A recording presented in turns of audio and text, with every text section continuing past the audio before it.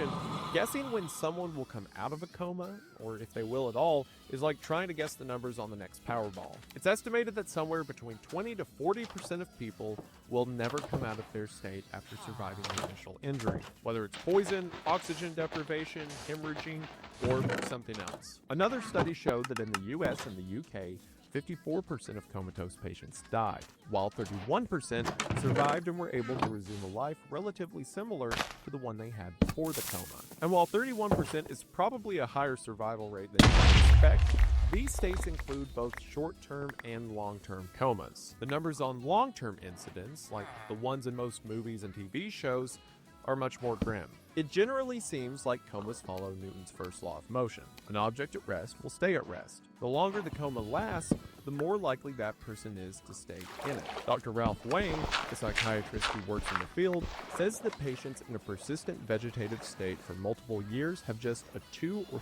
3% chance of ever coming out of it, let alone resuming their previous way of life. In the 1970s, a couple of researchers in Glasgow, Scotland, came up with a way to measure and assess brain damage. This Glasgow Coma Scale, as it came to be called, uses a patient's ability to respond and interact with eye movements, speech, and other body movements. The scale spans from 3 to 15, with a 3 meaning completely unresponsive, and 15 highly responsive. I don't know why then the scale just wouldn't be 0 to 12, but I'm not a doctor. But as someone who dropped out of the pre-med program, I'm sure there's some very scientific explanation for it that people in the comments are all going to explain. But go for it. I don't care. That's still stupid. I'm still going to say it should be 0 to 12. Maybe 1 to 13, but you get it. Using this scale for 50 plus years has given us a lot of data points. 87% of individuals who score a 3 or 4 after 24 hours will either die or remain in a vegetative state. Only 7% will have a path of recovery. Scoring a 5 after a full day means you have a 53% chance to die or fail to improve. On the other end of the scale, of those who score 11 to 15, only 7% will likely die or stay in a coma. Bottom line, lower scores correlate to a higher risk of death. Now, of course, every case is different, and the actual likelihood is determined by the individual patient. But again, this is just using trends to determine a probability. So the bride waking up after 4 years to find and kill Bill would have been very unlikely.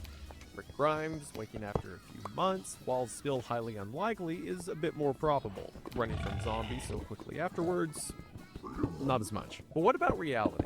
Or a scene that sounds like something from a work of fiction but is 100% true. Like, for example, the story of Callum Spence, who woke after a 7-day coma with the realization he killed someone, couldn't remember who it was or why, and then, surprisingly, found out he hadn't actually murdered anyone at all. In 2020, Callum Spence slipped into a COVID-related short-term coma. When he woke up after a week, he was convinced that he killed someone outside of a nightclub. Because of this, he believed the staff was trying to kill him in an act of vengeance. Callum was suffering from something called ICU delirium, which happens to 2/3 of patients who've been hooked up to a ventilator for an extended period of time. Callum had persistent delusions and hallucinations after his awakening. He couldn't trust his family, he couldn't trust that time was passing correctly, and he couldn't trust that the whiteboard in his room wasn't being used by doctors to taunt him. According to Callum himself in Elle magazine, quote, "In reality, all the whiteboard said was, 'Hello, Callum. Today is the 20th of January. Your nurse today was Harley.' But I was so convinced of my delusion that the doctor had written clues on it that when my mom visited, I begged her to tell me the name of the man I killed. It was horrible for her." A similar incident happened to John Pennington when he stirred from his coma after 6 months. "I woke up thinking it was the next day and I was getting up to go to work, but for some reason, my arms and legs were tied down. I started to panic before realizing I was in a hospital. The first thing John did when he woke up was hit the button to verbally call a nurse for help. The nurse who picked up was rude because he thought someone was pulling a very distasteful, unfunny prank, pretending to be the John awoken from a coma. When a different nurse finally came in to tend to John, as soon as she entered the room, she immediately teared up. She covered her surprised face with her hand and ran out of the room. John said, quote, "This made me think I must have definitely killed someone." In reality, the nurse needed a moment to compose herself after witnessing what she probably thought was a miracle. It seems John's neurologist told the nursing staff that if John ever did wake up, he would likely be a vegetable, and would not be able to do much of anything. Instead, here he was wondering if he could have a slice of pizza. You know, in addition to wondering if he had committed murder. Fortunately, he was quickly convinced he did not commit a crime. Unfortunately, he was denied a slice of pizza. They get there to monitor his system before he can eat something after 6 months, but I mean, that's pretty cool, right? Not even hot. After 6 months in a coma, John's body was not removed. He had to be slowly reduced. More importantly, he was not in great physical shape. His muscles deteriorated, among other things. He had to go under intensive rehab for the next 2 years, as he said, learning how to function as an adult. Though John was considered pretty lucky, there are some recoveries that are considered downright miraculous. Neurologists and professionals working with brain damage have a term: transient awakening. It's the final window of clarity that some severely brain damaged patients have before they move to the other side. If you've ever heard stories of someone waking up from a coma to speak to loved ones and then dying shortly after, this is what they're talking about. This happened to Gary Dockery, a man who was shot point blank in the head in 1988. He was in a coma-like state for nearly 8 years. Then one day, he just, quote, inexplicably stirred and started talking. According to the LA Times, he, quote, recalled camping trips, his green Jeep, and the names of his horses, and told his sons, ages 12 to 20, that he loved them. After about 2 days of lucid conversation, Gary slipped back into a non-responsive state.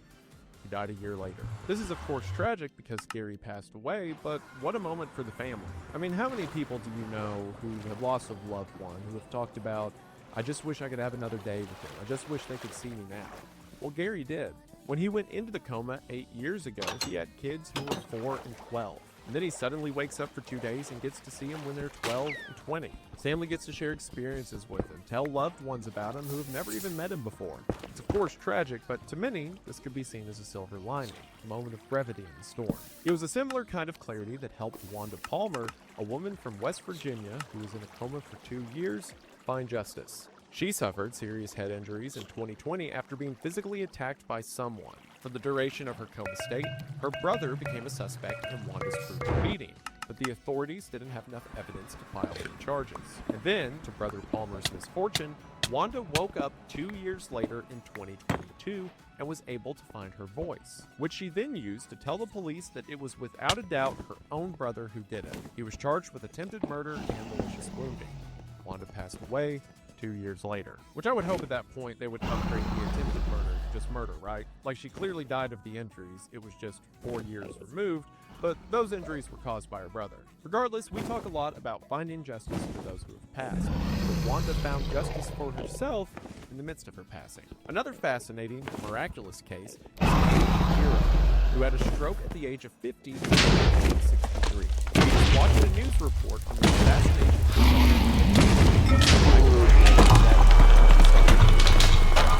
suddenly woke up